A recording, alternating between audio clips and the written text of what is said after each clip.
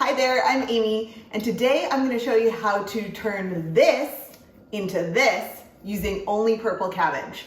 Today's activity is an awesome one to do with the kids in your life because it's going to show them how to use purple cabbage. It's going to expose them to purple cabbage in a different way, so even if they're not cabbage eaters now, they might get interested in it. And it has some scientific principles in it where we're going to take the purple cabbage dye that we make and turn it both pink and green using different things that you already have in your kitchen.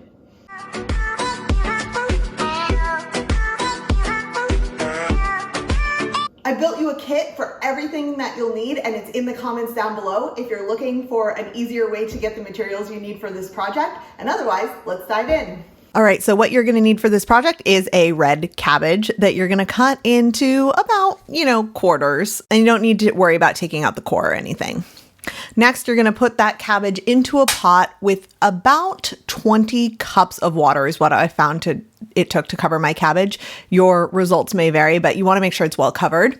And then you're going to bring said cabbage in the pot to a boil for 1 hour. 1 hour is going to give it enough time to leach all of that coloring out and give you this nice bright purple color that comes from cabbage dye. So you can see that purple color here. And what I'm doing is then dividing the dye into 3 different containers. One is the original, one is going to be a quart-sized mason jar, about half of it filled, and then another quart-sized mason jar, about half of it filled. You're going to take a tablespoon of baking soda and add it to the mason jar. This is your base liquid.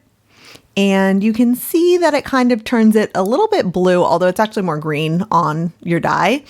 And in the other one, you're adding a tablespoon of vinegar. And as I stir it up, you can see that it turns a little bit more pink. So now you have 3 colors of dye, all from that one batch. Now you want to take your 100% cotton napkin and wrap some rubber bands around it. This is good old-fashioned tie-dye for those of you who have done it before.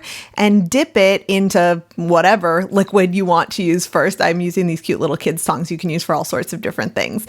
And the idea is you want to get it fully covered. The longer you let it sit, the more the color is going to absorb into it. You could even do this up to overnight. But truth be told, the cabbage dye isn't great at staying on the fabric, so I wouldn't over-index or worry too much about how long it sits for.